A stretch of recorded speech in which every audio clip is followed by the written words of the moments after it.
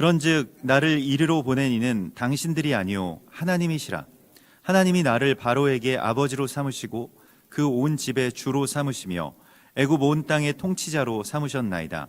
당신들은 속히 아버지께로 올라가서 아르기를 아버지의 아들 요셉의 말에 하나님이 나를 애굽 전국의 주로 세우셨으니 지체 말고 내게로 내려오사 아버지의 아들들과 아버지의 손자들과 아버지의 양과 소와 모든 소유가 고센 땅에 머물며 나와 가깝게 하소서. 흉년이 아직 5해가 있으니 내가 거기서 아버지를 봉양하리이다. 아버지와 아버지의 가족과 아버지께 속한 모든 사람에게 부족함이 없도록 하겠나이다 하더라고 전하소서. 당신들의 눈과 내 아우 베냐민의 눈이 보는 바 당신들에게 이 말을 하는 것은 내 입이라. 당신들은 내가 애굽에서 누리는 영화와 당신들이 본 모든 것을 다 내 아버지께 아뢰고 속히 모시고 내려오소서 하며 자기 아우 베냐민의 목을 안고 우니 베냐민도 요셉의 목을 안고 우니라. 요셉이 또 형들과 입맞추며 안고 우니 형들이 그제서야 요셉과 말하니라. 요셉의 형들이 왔다는 소문이 바로의 궁에 들림에 바로와 그의 신하들이 기뻐하고 바로는 요셉에게 이르되 내 형들에게 명령하기를 너희는 이렇게 하여 너희 양식을 싣고 가서 가나안 땅에 이르거든 너희 아버지와 너희 가족을 이끌고 내게로 오라. 내가 너희에게 애굽의 좋은 땅을 주리니 너희가 너희 나라에 기름진 것을 먹으리라. 아멘. 하나님께서 주신 이 2020년 새해를 감사함으로 우리가 받고 또 하나님을 예배할 수 있게 하신 것을 정말로 그것이 바로 우리에게 주신 하나님의 은혜인 줄을 믿습니다. 새해가 되면 보통 많은 교회들이 이제 송구영신 예배를 드리고 11시부터 12시까지 넘어가는 그 시간을 함께 그렇게 예배하면서 이렇게 새해를 여는 그런 전통이 있고 또 때로는 1월 1일 오늘과 같은 날에 이제 신년 예배를 하나님 앞에 이렇게 드립니다만 우리 교회도 신년 예배를 드렸었죠. 그래서 모여서 같이 떡국도 먹고 또 축복 기도도 하고 이런 시간들을 가졌었는데요. 이번 해부터는 그것을 이제 가정에서 이렇게 지키도록 했고 또 실은 이제 교회가 조금 더 이제 성경에서 말씀하신 주님의 절기에 조금 더 우리가 맞추는 것이 처음에는 조금 어색하고 불편하더라도 하나님의 시간 가운데 우리가 조금 더 정렬되는 것이 좋겠다라고 하는 그런 마음을 주셔서 우리 성도들과 함께 올해는 그러면 이렇게 그 새로운 해를 바라보면서 소원을 빌고 그렇게 뭔가 이렇게 시작하는 어떤 그러한 절기보다는 우리가 하나님의 여호와의 절기 안에서 이제 하누카의 그런 절기 가운데서 이제 빛 되신 주님을 바라보고 또 새해에는 정말로 주님과 동행하면서 주님의 시간에 우리를 그 시간의 주권에 우리를 좀 드리기를 원합니다라고 하는 그런 고백으로 오늘 이렇게 따로 이제 모이지 않고 또 새벽 예배로 그렇게 모이게 됩니다. 저는 개인적으로는 이제 송구영신 예배를 참 좋아하기도 하면서도 왜냐하면 이제 밤에 새해를 우리 모든 이 교회 식구들과 같이 이렇게 맞이한다라고 하는 것이 참 의미 있고 좋기도 하면서도 이제 글쎄요, 한 가지 이제 좋지 않았던 것은 새해 첫날부터 이제 아주 밤에 늦게 새벽에 돼서야 이제 잠을 자기 때문에 삶의 어떤 습관들이 좀 깨진다고 할까요? 무너진다고 할까요? 다음 날부터 새해 첫날부터 굉장히 피곤하게 생활해야 되고 그래서 습관을 세우는 데는 이렇게 꼭 좋은 것은 아니구나라고 하는 그런 생각들도 하였는데요. 새해가 되면 우리가 여러 가지 각오도 하고 또 새로운 습관을 세우려고도 하지 않습니까?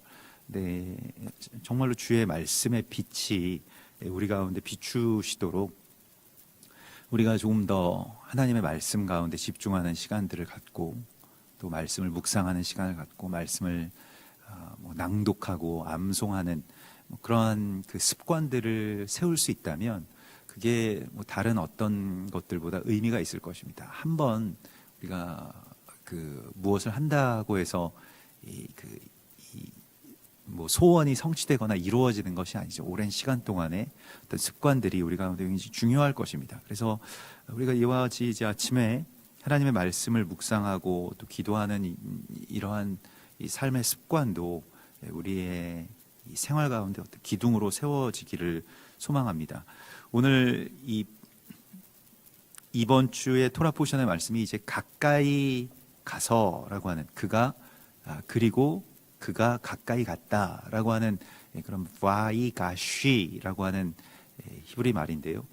유다가 요셉에게 가까이 가는 순간을 제목으로 삼고 있습니다. 그래서 유다가 그에게 요셉에게 가까이 간 이유는 베냐민을 살려달라고 하는 것이었고, 이 가까이 간다라고 하는 그 이야기가 이번 주에 계속해서 어떤 아주 중요한 키워드로 이렇게 사용되고 있는 것을 우리가 봅니다. 그래서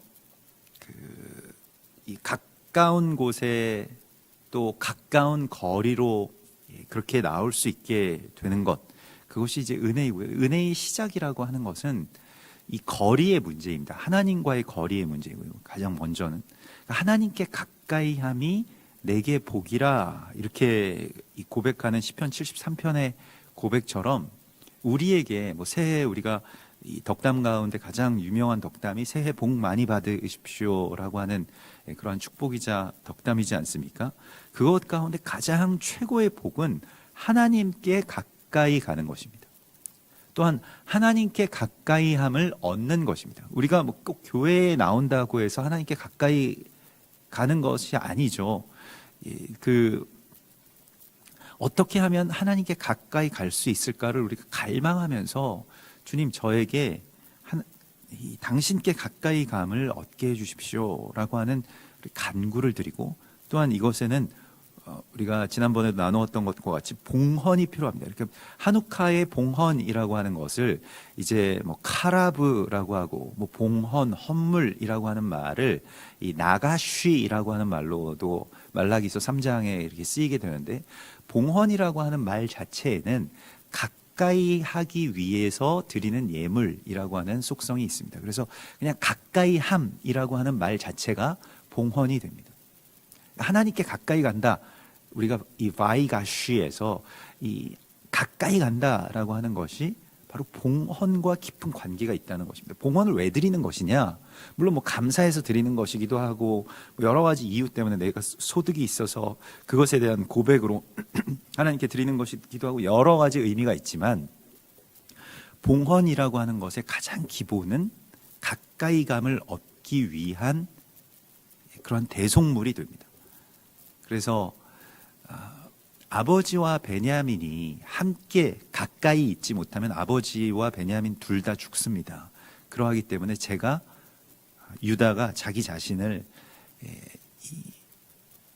봉헌물로, 그러니까 담보물로 내어주는 바로 그 이야기가 이 가까이 감의 이야기였습니다. 예수님께서 당신의 몸을 담보물로 십자가에 내어주실 때에 우리가 다시 하나님과 가까워지게 되었죠.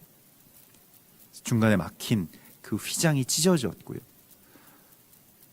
또 더 나아가서 에베소서 2장에서는 그의 피로 말미암아 전에 원수되었던 사람들이, 유대인들과 이방인들이 서로 가까이함을 얻게 되었다라고 말씀을 하시고 있습니다. 그러니까 가까이함을 얻기 위한 봉헌을 드리는 것, 이것이 한우카의 빛을 밝히는 것이고, 또한 우리가 이 땅 가운데서 이제 그리스도 예수와 동행하기 위해서 늘 우리의 것을 주께 드려서 무엇을 얻기를 소망해야 되는지를 하나님이 우리에게 보여주시고 있습니다. 많은 사람들은 복이라고 하면 이제 돈 많이 버는 것, 뭐 혹은 걱정 없이, 뭐 걱정이 없다라고 하는 것 가운데 하나가 가장 큰 것이 이제 돈과 건강이죠. 돈 걱정 없이, 걱정 없이 살기를 원한다. 그런데 그러한 이 복 말고 정말 우리에게 주시는 복이 시편 1편의 말씀처럼 시냇가에 심겨진 그 사람의 복과 같이 주님의 은혜와 또 주님의 임재와 주님께 가까이 그렇게 심겨져서 주야로 그 은혜의 말씀을 공급받고 또 하나님께로 나아갈 수 있는 그 복을 하나님이 우리 가운데 주실 것입니다. 오늘 이 8절의 말씀에서 요셉이 이제 형들과 다시 만나게 되고, 사실 그 전에는 원수되었던 자들이죠. 말 그대로 형들이 자기를 팔아넘겼고 죽이려고 했고 정말로 미워했고, 그래서 자신도 오랫동안 원망했을 것입니다마는, 그러나 요셉에게서 나온 말은 굉장히 놀라운 고백들이었습니다. 그런즉 나를 이리로 보낸 이는 당신들이 아니요 하나님이시라, 이렇게 고백을 하고 있습니다. 왜냐하면 형들이 놀라기도 하고 겁먹어서 이제 아무 말도 못하는 상황이었거든요. 형들은 지금 말문이 정말 막힌다는 말이 꼭 맞습니다. 형들이 아무 말도 못하였더라. 서로 얼굴만 쳐다보고 아무 말도 못하고 뭐 어떤 말을 해야 될지도 알지 못하고 있습니다. 그래서 이 요셉이 형들에게, 요셉은 그 상대방의 수심을 잘 살피는 사람이었거든요. 이 감옥에서도 그 술 맡은 관원장과 떡 맡은 관원장의 그 얼굴의 수심을 이렇게 잘 살피고 그들에게 그것을 왜 그러하냐고 이렇게 묻던 그러한 지혜로운 사람이었습니다. 그런데 형들의 모습을 보니까 형들이 너무 겁에 질려 있는 겁니다. 그래서 이제 자신이 이리로 오게 된 것이 형들의 어떤 범죄 행각으로 인한 모든 것들이 다 잘못된 일이고 원망의 이야기가 아님을 고백을 하고 있습니다. 그래서 당신들이 이곳에 나를 보낸 것이 아니고 나를 보낸 분은 하나님이십니다. 많은 사람의 생명을 살리게 하셨고요. 그래서 하나님이 나를 이 바로에게 아버지를 삼으시고 그 온 집의 주로 삼으시고 애굽 온 땅의 통치자로 삼으셨나이다 라고 그렇게 고백을 하고 있습니다. 그래서 이 모든 일들을 하나님이 합력하여서 선을 이루게 하시도록. 근데 우리가 합력하여서 선을 이룬다고 할 때 우리에게 물론 뭐 도움을 주고 또 위로를 주고 힘을 주는 그러한 합력도 있을 수 있겠습니다마는, 우리를 단련하게 하고 또 때로는 뭐 힘들게 하고 어렵게 하고 또 핍박하고 그러한 모든 것들도 다 합력이라고 하는 것이죠. 그래서 하나님의 은사와 부르심에는 결코 후회하심이 없다라고 이 로마서 11장에서 말씀을 하셨는데요. 그러면 이제 요셉이 이러한 그 자리에 올랐을 때, 그리고 여기서 정말로 뭐 그 꿈의 성취인지 무슨 조화인지 정말 이 가나안 땅에 있던 요셉의 형들이 와서 자기의 무릎 꿇었을 때 자신이 이제 이들에게 대한 어떤 원망을 갖고 있었던 것, 또 예전에 왜 그랬냐고 따질 수도 있었을 것입니다만은, 날 요셉은 그런 일체의 말을 하지 않고 오직 하나님이 이 일을 이루셨습니다라고 하는 그러한 이 고백을 하는 장면을 오늘 우리가 보게 됩니다. 우리가 하나님을 믿는다라고 하는 것은, 요셉이 하나님을 주로 섬겼다라고 하는 것은 단순히 그 하나님을 그냥 어떤 신앙의 대상으로, 그러니까 그냥 어떤 신적인 존재로 내가 믿는다, 그는 굉장히 권세 있는 분이시다, 이것만을 의미하는 것이 아닙니다. 우리가 하나님을 믿고 그리스도 예수와를 우리의 주로 모신다라고 하는 것은 이 생각의 주권을, 특별히 기억의 주권을 하나님께 내드리는 것을 말합니다.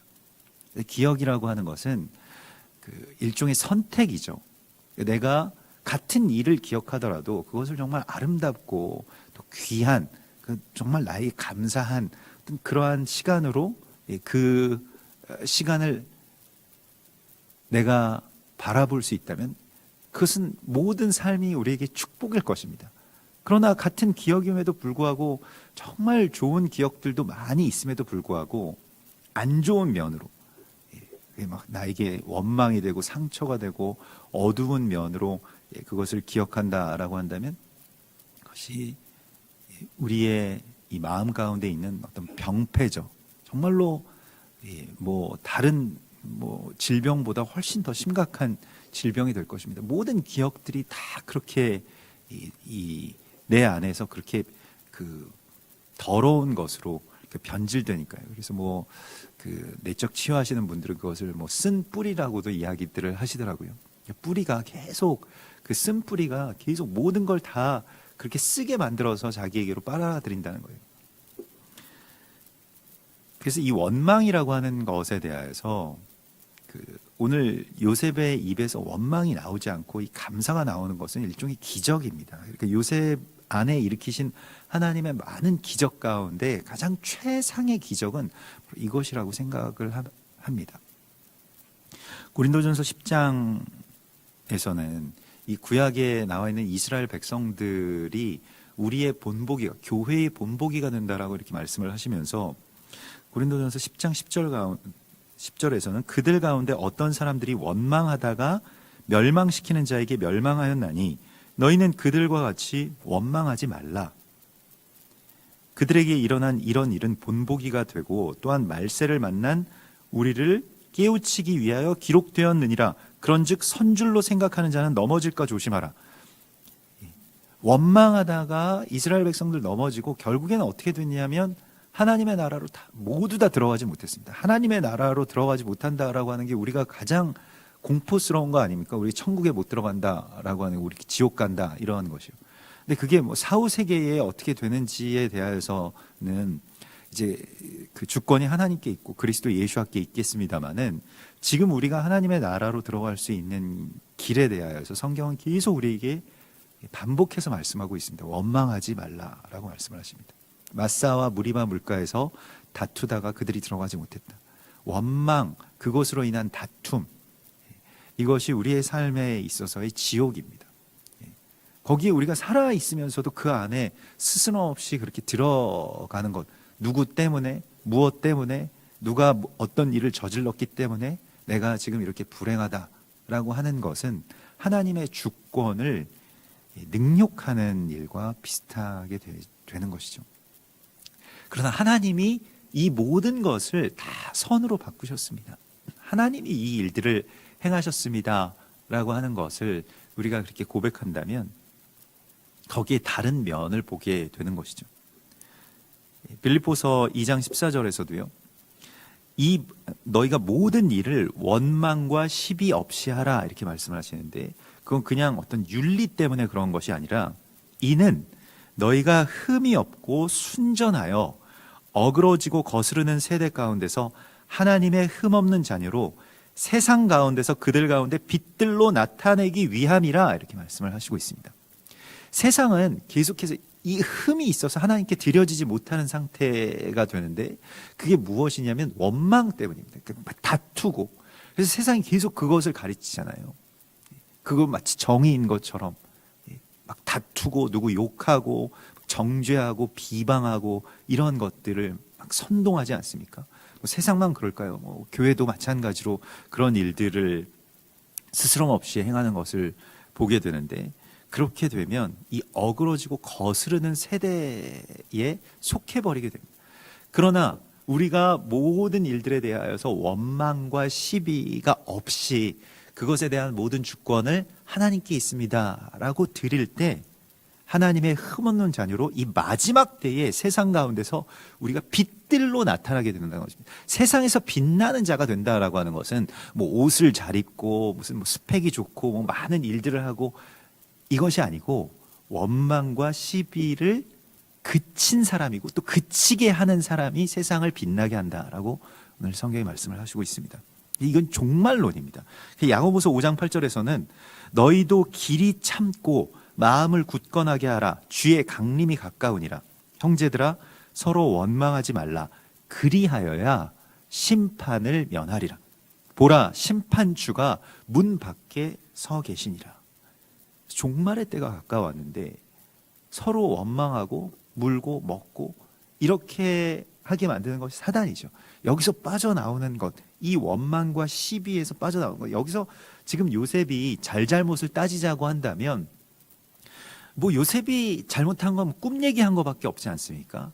그래서 뭐 우리가 자꾸 뭐에 대해서 시비를 좀 따져보려고 뭐 그 사람이 좀 잘못하지 않았느냐, 내가 옳지 않느냐, 그게 그게 문제가 아니라는 거예요. 뭐 누가 잘했고 잘못했고라고 하는 것이 문제가 아니라고 하는 것입니다.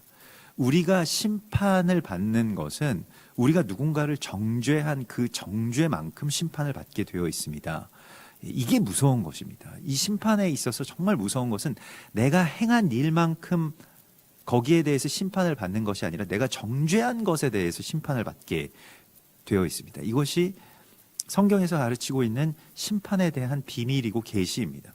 근데 우리는 그냥 일반적으로 예전에 그냥 일반적인 어떤 도덕적 관념으로 또 예전에서 십자가가 없는 무슨 그러한 그 동양적인 어떤 심판관으로 그냥 인과응보 이런 걸 많이 생각을 합니다만은 인과응보가 아니라는 거예요. 예수님께서 모든 죄를 다 사해 주시고 지금 서로 사랑하는 그 삶의 빛을 열어주셨음에도 불구하고 어둠 속에서, 지옥 속에서 그래서 사람들을 미워하고 정죄하고 심판한 것에 대하여서 이 빚진 자의 마음을 회복하지 못하고 하나님께 받은 은혜를 사람들에게 주는 용서로 그렇게 다시 비추지 못한 것에 대해서만 심판을 하시겠다고 주께서 말씀을 하셨기 때문에 계속해서 이 신약에서는 종말론에 대하여서 계속 말씀하실 때 원망하지 말라, 용서하라, 비판하지 말라, 시비를 가리지 말라 계속 말씀하시고 있는 것입니다. 그래서 우리가 2020년 새해가 되고 또 종말의 시간이 우리가 가까이 왔고 정말로 주께서 문 밖에 서서 우리를 기다리고 계신 그 심판주가 지금 문 밖에 서 계신데 우리가 오늘 요셉처럼 이 모든 일들은 하나님께서 하시는 일입니다 라고 그렇게 고백할 수 있다면, 그리고 모든 것을 덮고 용서할 수 있다면 내 기억의 선택의 주권을 하나님 앞에 온전하게 드리는 그 자유를 우리가 누리게 될 것이고 그 자체가 이미 하나님의 나라입니다. 얼마나 좋겠어요. 모든 기억들의 주권이 하나님께로 올라가 있고 그래서 나에게서는 감사, 축복, 거기에 대한 아름다운 것, 밝은 것들만 기억된다면 정말로 해처럼 빛날 것입니다. 우리 얼굴이요. 네, 어둠을 계속 파고 그 안에 들어가고 그거 생각하고 또 그 사람이 얼마나 잘못했는지에 대해서 더 심하게 생각하게 되면 점점 그 사람은 정말로 메말라 가겠죠. 어두워지겠죠. 그런 것을 우리가 많이 보지 않습니까? 근데 골로새서 3장 10절에서 너희가 새 사람을 입었으니 이는 자기를 창조하신 이의 형상을 따라 지식에까지 새로움을 입은 자니라 라고 말씀을 하십니다. 지식에까지 새로움을 입는다는 거죠. 우리가 생각할 때 이 팩트, 지식, 어떤 것에 대한 어떤 인식 이러한 것은 그냥 사실이기 때문에 우리가 바꿀 수 없다라고 생각합니다만은 바꿀 수 있습니다. 어떤 기억이든지 간에 기억 자체를 우리가 소멸하거나 변개하거나 이것이 아니라 기억에 대한 주권과 해석을 하나님 앞에 올려드릴 때 완전히 뒤바뀌게 되는 것이죠. 그리스도 예수께서 받으신 십자가의 고난을 원망으로 바꾸셨다면 어떻게 되었을까요? 세상은 멸망했을 것입니다. 그를 십자가에 못 박던 자들은 다 죽었을 것입니다. 그러나 예수께서는 그것에 대하여서 그러한 기억과 원망으로 십자가를 해석하시지 않습니다. 우리도 그렇게 해석하지 않죠. 십자가에 대해서만큼은. 근데 나에게 주어진 십자가에 대해서 우리가 그렇게 생각한다면 그것은 십자가에 대한 일종의 모독이 되겠죠. 그냥 그 사람들이 예수님을 괴롭힌 거야 이렇게 생각한다면 그 사람들을 찾아서 죽여야 되겠죠. 예전에 나치가 그러했던 것들처럼요. 그러나 십자가는 그 모든 것을 완전히 다 뒤바꾸는, 그러니까 이 기억의 주권을 하나님께 온전하게 내어드리는 일종의 기적입니다. 요셉에게는 이 기적이 일어났죠. 그래서 요셉이 이 기억이라고 하는 것에 대해서도 생각이라고 하는 것, 인식, 지식 이러한 것에 대해서 창세기 40장의 그 꿈을 해석할 때 보면 창세기 40장 8절에 보면 이 꿈의 해석에 대하여서 뭐 바로에게도 그렇고 그 관원장들에게도 이런 말을 하죠. 해석은 하나님께 있지 않습니까? 라고 그렇게 고백을 합니다. 이게 꿈의 해석에만 국한되는 이야기가 아니라 삶의 해석에 관해서도 내가 살아온 삶에 대한 해석은 하나님께 있는 것입니다. 내가 할 수 있는 것이 아닙니다. 내가 왜 그때 그런 사람을 만나서 또 혹은 뭐 내가 선택할 수는 없었지만은 뭐 내가 그런 부모님을 만나서 그런 나라를 만나서 그런 시대를 만나서 이렇게 되었을까라고 하는 것에 대한 해석이 하나님께 있음을 우리가 계속 고백해야 됩니다. 그러면 하나님께서 알게 해주시죠. 그 고난이 너에게 주는 유익이었다라고 하는 것을 알게 해주시죠. 그것이 우리가 이와 같이 큰 복을 받고 하나님께서 주신 큰 이 역사를 이루게 하시는 하나님의 계획이고 퍼즐이었다라고 하는 것을 하나님이 우리에게 이제 알게 해주신다는 것입니다. 그러므로 우리가 기억의 주권을 정말로 역사를 주관하시고 내 삶을 주관하시는 이신 하나님께로 올려드리게 되면 거기가 곧 하나님의 나라가 됨을 말씀하시고 있습니다. 그래서 오늘 이제 당신들은 속히 아버지께로 올라가서 아버지를 모시고 오십시오. 아버지를 가까이 오시게 하십시오. 그래서 아버지의 아들들과 아버지의 손자들과 아버지의 양과 모든 소유가 고센 땅에 머물며 나와 가깝게 하소서 이렇게 되어 있습니다. 이 고센이라고 하는 말 자체가 가까이 다가가다라고 하는 이 바이가시의 그 애굽식 표현입니다. 가까운 곳으로 오십시오. 우리가 다시 가까워져야 됩니다. 라고 계속해서 말씀하시고 있습니다. 그래서 우리가 뭐 마음이 뭐 있으니까 멀리 떨어져 있어도 괜찮다 이런 것이 잘 성립이 되지 않죠. 이게 그 눈이 멀어지고 몸이 멀어지고 그렇게 우리 위치가 멀어지게 되면 이제 결국에는 마음도 멀어지게 된다라고 하는 것이 우리가 알고 있는 어떤 그 관계의 법칙 가운데 하나입니다. 그래서 그 멀리 떨어져서 산다라고 하는 것이 선하지 못하죠. 가까운 곳으로 하나님께 가까이 가고요. 어떻게든 가까운 곳으로 가기 위해서 애를 쓰는 것이고 또 거기에 대한 소망을 품으라고 말씀하십니다. 하나님께 가까이 가기 위해서 또 사랑하는 사람과 또 가까이 가기 위해서 특별히 이 아버지와 가깝게 되기를 원합니다라고 하는 이 요셉의 고백을 우리가 주목해서 들을 필요가 있습니다. 가까운 곳에 머무는 것이 한 세 사람의 어떤 그 열쇠가 되고요. 또 물론 그것이 꼭 어떤 위치만을 의미하는 것은 아닐 수 있더라도 이 가까이 감을 얻는다라고 하는 것이 이제 이 기름 부으심과 깊은 관계가 있죠. 그래서 전에 멀리 있던 너희가 예수 그리스도 예수 안에서 그의 피로 가까워졌느니라 이렇게 말씀을 하시는데 이 가까이함을 얻는 길에 대하여서 그냥 이게 단순히 요셉이 이런 권세가 있다고 해서 이렇게 될 수 있는 것도 아니고요.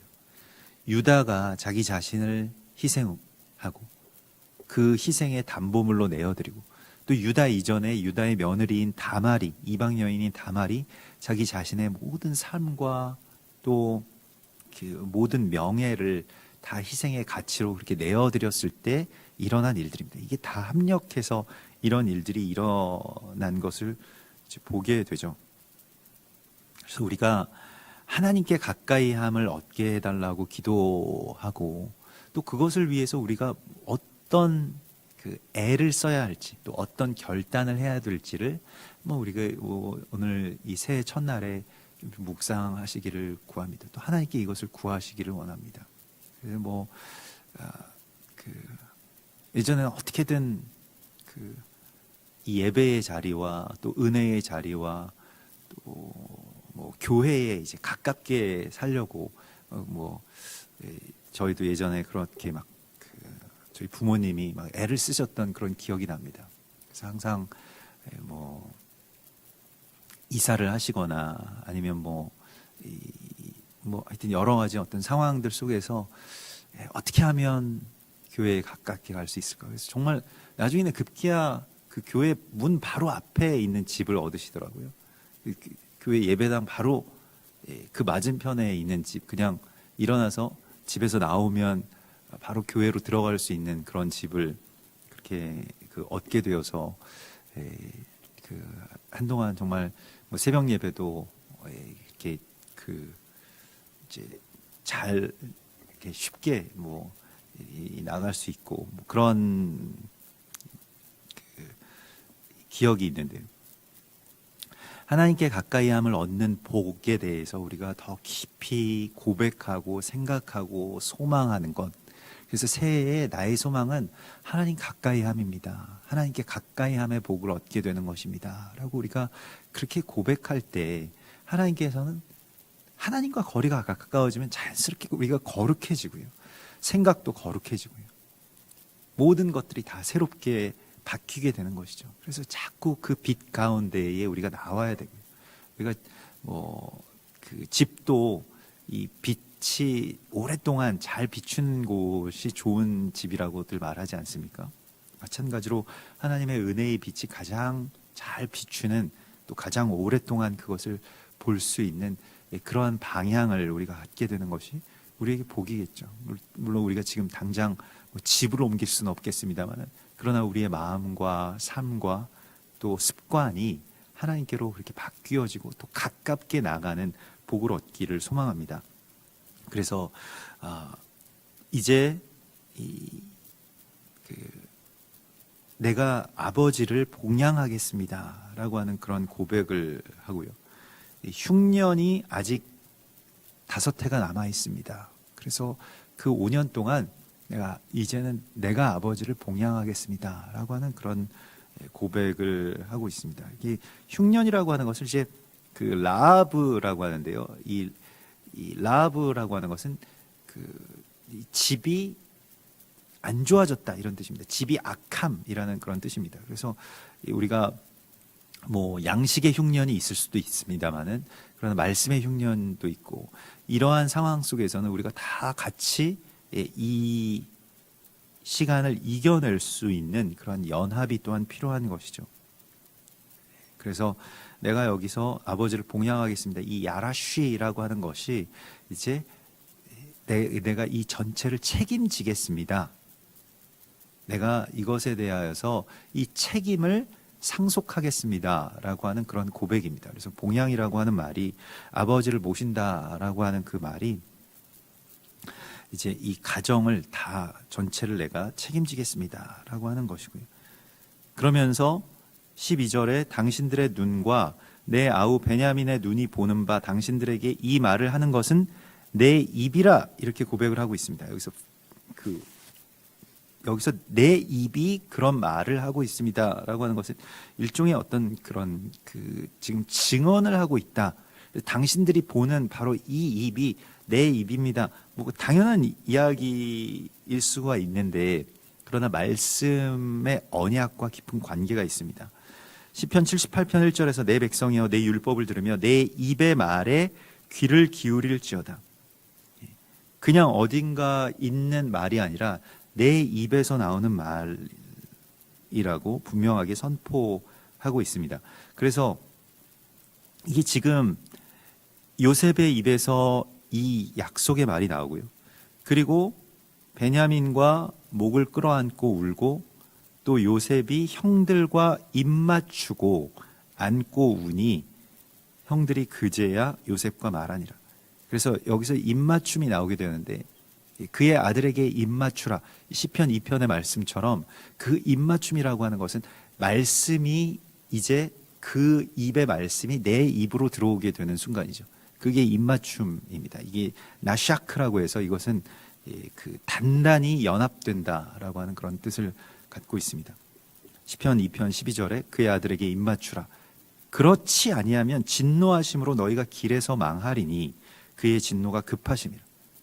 그러니까 이게 우리가 입맞춤이라고 하는 것과 진노로 망하게 하는 것과 많은 큰 차이가 있을 것 같은데, 근데 이것이 가장 시급한 일이라는 거예요. 그러니까 지금 뭐 어디서 폭탄이 날아오고 막 재앙이 밀려오고 이럴 때 우리에게 가장 필요한 것이 무엇이냐면 그의 아들에게 입맞추는 것. 그 입맞춘다라고 하는 것은 그 입의 말을 내 입으로 받아들이는 것을 말합니다. 이것이 죽게로 피하는 일입니다. 그러면서 이 일이 이루어질 때, 그러니까 그 입맞춤이 이루어졌을 때 이제 말이 서로에게 소통되기 시작하죠. 말의 회복이 일어나게 됩니다. 전에는 요셉이 무슨 말을 해도 그 형들이 다 곡해해서 들었죠. 요셉이 그런 의도가 아니었는데도 우리도 뭐 그런 일이 있을 수 있지 않습니까? 내가 그런 의도로 한 말이 아님에도 불구하고 그것에 대해서 사람들이 곡해하죠. 이게 바벨의 저주 가운데 우리가 다 놓여져 있기 때문에 그렇습니다. 또 그 사람이 그런 의도로 한 말이 아니었음에도 불구하고 내가 그렇게 듣게 되는 저주도 있고요. 누구도 여기에서 자기는 뭐 다 제대로 서 있다라고 말할 수 없습니다. 다 마찬가지. 한국말이 더 어렵습니다. 제일 어렵습니다. 말이 다 통하는 것 같아도 뭐 다르고 다르고 뭐 점을 어디다 찍느냐에 따라서 다르기 때문이기도 하지만 이게 말이 언어가 소통된다고 해서 소통되는 것이 아니죠. 우리가 여러 번 느끼죠. 영적으로 그리스도 예수와 안에 우리가 있을 때에만 참된 이 말의 소통이 회복되는 것을 우리가 보게 됩니다. 그래서 이 사도행전 4장에 보면, 사도행전 2장에 보면 이 성령의 강림이 일어났을 때 사람들에게 나타났던, 주님의 사람들에게 나타났던 일은 말이 서로 통용된 것입니다. 서로의 말로 말하기 시작하고 나의 말로 그 말이 들리기 시작했다는 것입니다. 그 사람들이 깜짝 놀라서 우리 각 사람이 난 곳 방언으로 듣게 되는 것이 어찌 됨이냐? 우리는 바데인과 메데인과 엘람인과 메소보다미아, 유대, 갑바도기아, 본도, 아시아, 부르기아, 밤빌리아 다 말이 다르고 애굽과 및 구레네에 가까운 리비아 여러 지방에 사는 사람들과 로마로부터 온 나그네, 그레데인, 아라비아인들이라 우리가 다 우리의 각 언어로 하나님의 큰 일을 말함을 듣는도다. 바벨의 저주가 그치게 되는 순간이 성령의 역사하심입니다. 성령의 그러면 이 역사하심이 뭐 여러 가지 어떤 현상들이 나타나죠. 병 고침의 일도 나타나고 뭐 방언, 축사 뭐 이런 것이 나타나는데, 그러나 그 방언에 있어서 성령이 역사하시는 것의 그 초점은 서로와 서로가 소통되게 해주시는 이 언어의 회복, 하나님의 언어의 회복에 있었다는 것을 말합니다. 우리가 말이 잘 통하지 않아도 영적으로 온전하게 연합되어 있으면 다 통합니다. 몇 마디 말을 하지 않아도요. 그러나 영적으로 단절되어 있으면 하나님 이 코이노니아, 성령의 교통하심이 파괴된 상태이기 때문에 통하지가 않죠. 나는 아무리 열심히 설명을 해도 상대방이 그걸 알아듣지 못하죠. 이거 안타까운 일인데, 입맞춤이라고 하는 것이 바로 그의 말이 내 입에, 그래서 보라 내 말을 너의 입에 두었노라 라고 하나님께서 그 예레미야에게 말씀하신 것처럼 하나님의 말씀이 우리의 입에 들어오고요. 그래서 복 있는 자가 주님의 말씀을 쥐하로 그 입술로 읊조리는 자라라고 말씀을 하고 있습니다. 우리가 뭐 방언이라고 하는 것이 물론 우리가 그 성령의 감동 안에서 우리가 뭐 방언 기도를 합니다마는, 그러나 그것을